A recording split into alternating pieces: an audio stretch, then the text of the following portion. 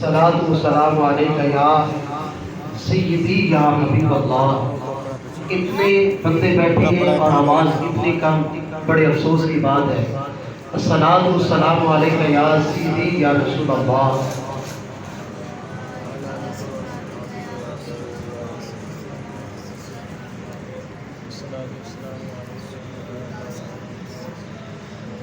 حمد و ثنا کے بعد نہایت ہی واجب الاحترام معزز سامعین عزیز شام،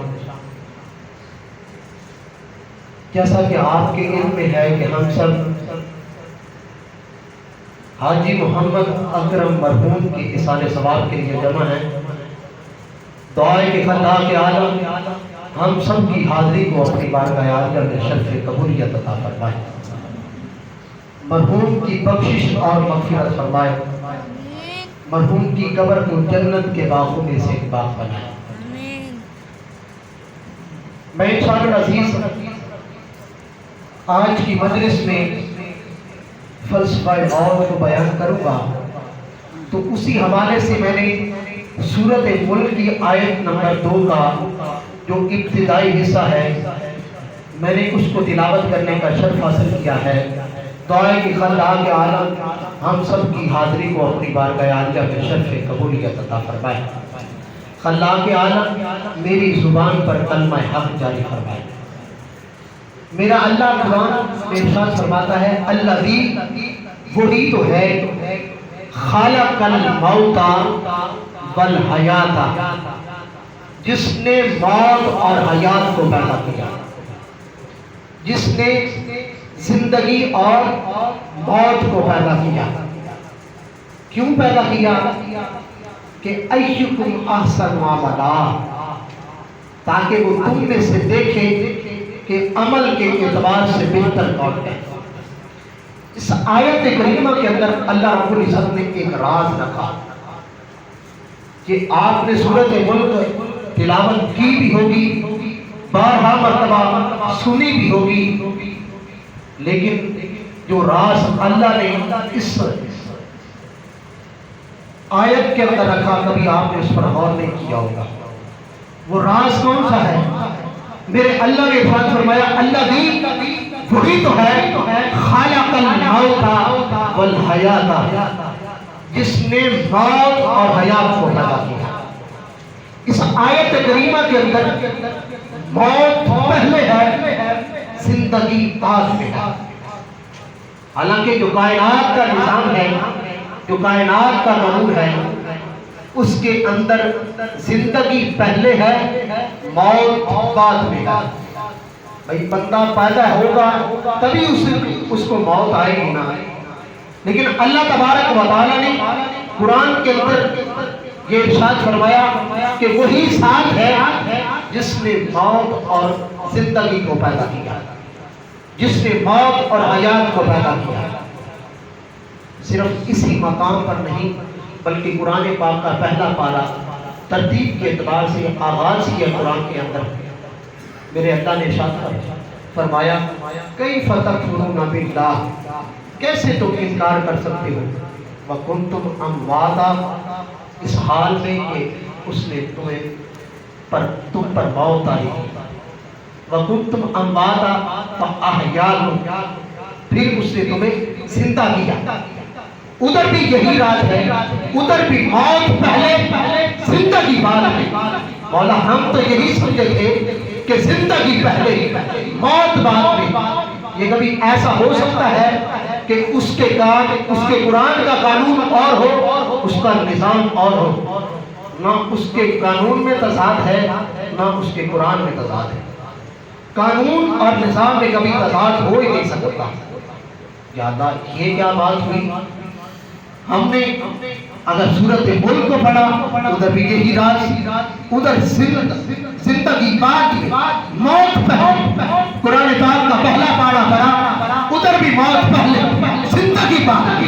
ہم تو تیرے نظام کو یہی سمجھے تھے کہ مولا تیرا نظام یہ ہے کہ زندگی پہلے موت بعد میں، لیکن تیرا قرآن کہتا ہے موت پہلے ہے زندگی بعد میں ہے۔ مولا بات ہمیں سمجھ میں کوئی نہیں آئی۔ میرے اللہ نے ارشاد فرمایا، جب بات سمجھ میں نہ آئے قرآن پاک میں ارشاد فرمایا فَاسْأَلُوا أَهْلَ الذِّكْرِ إِن كُنتُمْ لَا تَعْلَمُونَ، پس تم سوال کرو اہل ذکر سے، ان کنتم لا تعلمون، اگر تم نہیں جانتے۔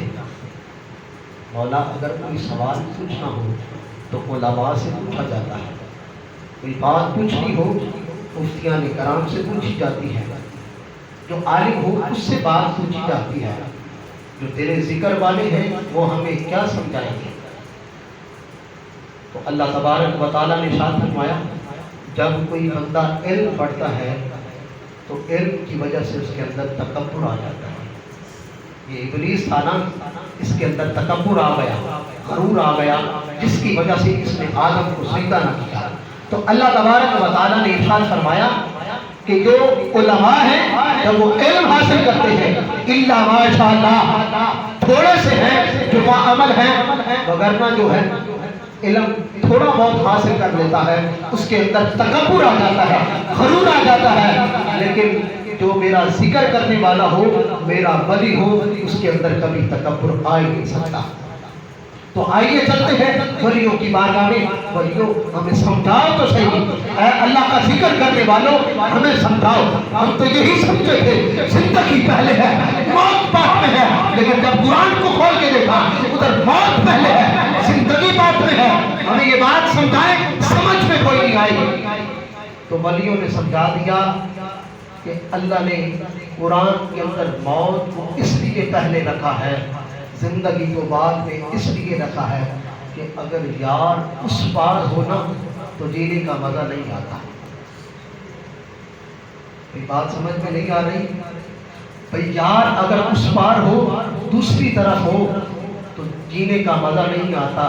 جسے تم زندگی سمجھ رہے ہو وہ زندگی زندگی نہیں ہے، وہ حقیقت میں موت ہے، اور جسے تم موت سمجھ رہے ہو وہی تو اصل زندگی ہے، وہی تو اصل زندگی ہے۔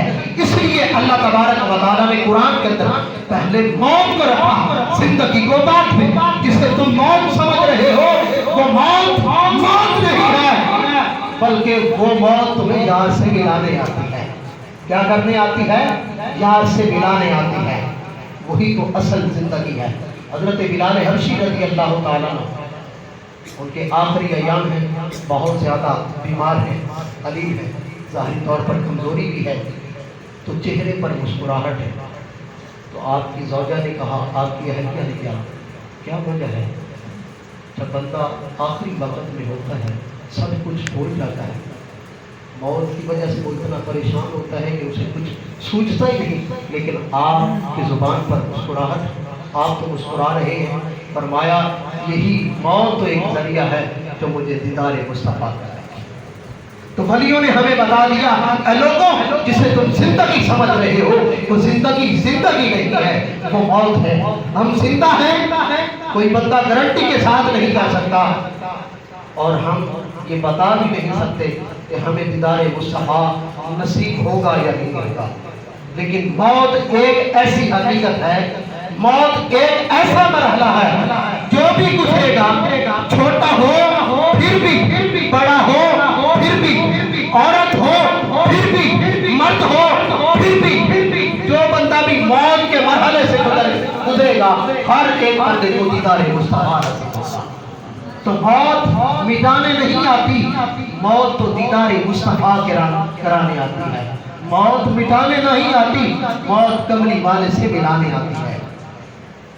اس لیے ہم یہی سمجھے تھے نا کہ زندگی پہلے ہے اور موت بعد میں ہے، لیکن میرے اللہ نے ہمیں یہ بتا دیا کہ اے لوگوں موت کو میں نے اس لیے پہلے رکھا، پتہ نہیں زندگی کے اندر تمہیں دیدار مصطفیٰ نصیب ہو یا نہ ہو، لیکن موت کو میں نے پہلے رکھ کے تمہیں بتا دیا کہ موت ایک ایسا ذریعہ ہے جس سے تمہیں دیدار مصطفیٰ نصیب ہوگا۔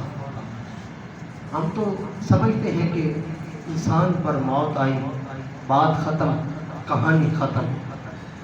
مرنے سے کہانی ختم نہیں ہوتی، بلکہ مرنے سے کہانی شروع ہوتی ہے۔ مرنے سے کیا ہوتا ہے؟ بھائی بولے تو صحیح، مرنے سے کہانی شروع ہوتی ہے۔ ہم تو سمجھے اس پر مٹی ڈالی پھر مر گیا، بات ختم ہو گئی۔ میرے کریم رسول رحیم آقا صلی اللہ علیہ وسلم نے ارشاد فرمایا لوگوں مرنے سے کہانی ختم نہیں ہوتی، مرنے سے کہانی کا آغاز ہوتا ہے، کہانی شروع ہی وہاں سے ہوتی ہے۔ جب تم اپنے مردے کو دفنا کر لوٹتے ہو نا، انہو لیسمع کر آنے عالم، وہ تمہارے قدموں کی آہٹ کو بھی ضرور سنتا ہے۔ دنیا میں اگر وہ بہرا تھا اسے سنائی نہیں دیتا تھا، لیکن قبر کے اندر وہ سن رہا ہے، اور قبر کے اندر صرف سن ہی نہیں رہا بلکہ بول بھی رہا ہے۔ جب میت کو قبر کے اندر اتارا جاتا ہے تھوڑی دیر کے بعد اس کی قبر میں نگینین آ جاتے ہیں، سوال و جواب پوچھتے ہیں، من ربو کا، بتا تیرا رب کون ہے۔ اگر دنیا میں گونگا تھا نہیں بول سکتا تھا، زبان کٹی ہوئی تھی، لیکن وہ ادھر بولے گا فرشتوں کے سوال کا جواب دے گا۔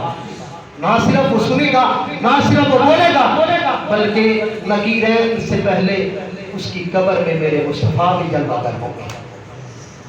وہ دیکھے گا بھی، سنے گا بھی اور بولے گا بھی۔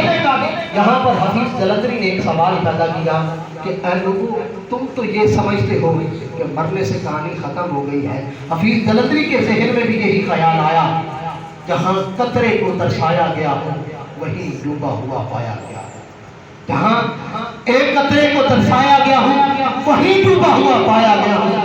سبرد خاک ہی کرنا تھا مجھ کو تو پھر کاہے کو نہلایا گیا۔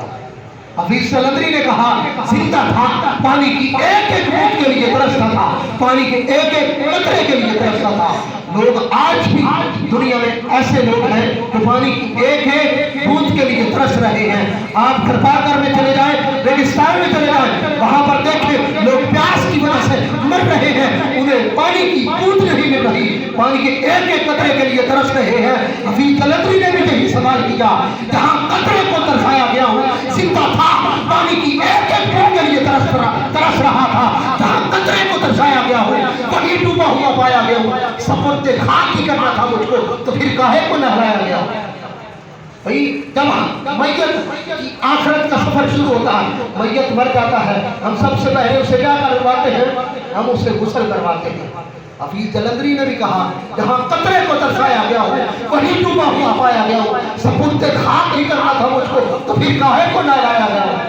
زندہ تھا، پہننے کے لیے کپڑا نہیں ملتا تھا، زندہ تھا، خوشبو لگانے کے لیے نہیں ملتی تھی، زندہ تھا، پانی پینے کے لیے نہیں ملتا تھا، اب مر گیا ہوں، مجھے نہلا بھی رہے ہو، نہلا کے پانی کو کیوں ضائع کر رہے ہو؟ لوگوں کو لباس پہننے کے لیے نہیں مل رہا، ہم میت کو چمٹا نیا لباس پہنا رہے ہیں۔ زندوں کو خوشبو لگانے کے لیے نہیں ملتی، جسم سے سمیل آتی ہے، جسم سے بو آتی ہے، لیکن ہم میت کو کیا کروا رہے ہیں؟ ہم میت کو خوشبو لگا رہے ہیں۔ یہ کیا وجہ ہے؟ تو میرے اللہ نے ارشاد فرمایا کہ شریعت کا حکم ہے اسے نہلاؤ بھی صحیح، اسے نیا لباس بھی پہناؤ اور اسے خوشبو بھی لگاؤ۔ کیوں لگاؤ خوشبو؟ اس کا جواب پیر نصیر الدین نصیر گولڈے والی سرکار نے دیا۔ حفیظ جلندری نے جب یہ کہا نا کہ جہاں قطرے کو ترسایا گیا ہو وہیں ڈوبا ہوا پایا گیا ہو، سپرد خاک ہی کرنا تھا مجھ کو تو پھر کاہے کو نہلایا گیا۔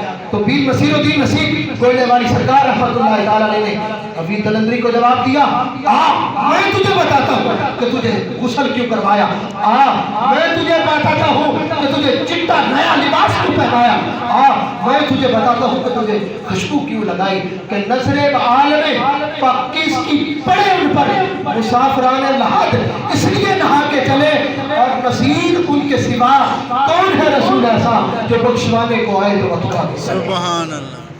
پیر نصیر الدین نصیر شاہ صاحب نے فرمایا کہ نظر عالم پاکیز کی پڑے ان پر، اے لوگوں میت کو اس لیے غسل کروایا جاتا ہے جب اس کو قبر کے اندر اتارا جاتا ہے تو قبر کے اندر میرے مصطفیٰ قبر میں سبحان اللہ، اس لیے بغیر وضو کے بغیر غسل کے کہیں دیدار مصطفیٰ نہ کرتا پھرے، کہیں بغیر لباس کے ننگا ہو کر کہیں میرے محبوب کا دیدار نہ کرتا پھرے۔ اس لیے نصیر الدین نصیر شاہ صاحب نے فرمایا کہ نظر عالم پاکیز کی پڑے ان پر مسافران لحاظ اس لیے نہا کے چلے، اور کون ہے نصیب ان کے سوا رسول ایسا جو بخشوانے کو آئے تو بخشوا سکے۔ ہمارے پاس صرف یہی ایک ذریعہ ہے جس کی وجہ سے اللہ تبارک و تعالیٰ نے ہمیں دیدار مصطفیٰ کروانا ہے۔ جب بھی موت کا ذکر آئے نا، موت کو سن کے گھبرا نہ جایا کرو، بلکہ موت کی تیاری اس لحاظ سے کرو کہ ہم نے قبر کے اندر دیدار مصطفیٰ کرنا ہے۔ تو یہی وہ وجہ ہے جس کے اندر اللہ رب العزت نے قرآن پاک کے اندر جہاں پر بھی موت اور حیات کا ذکر کیا، سب سے پہلے موت کا ذکر کیا اور بعد میں زندگی کا ذکر کیا، ہمیں بتانے کے لیے کہ اے لوگوں، موت ہی ایک ذریعہ ہے جس کے وسیلہ سے تمہیں دیدار مصطفیٰ نصیب ہوگا۔ دعائے کہ خدا کے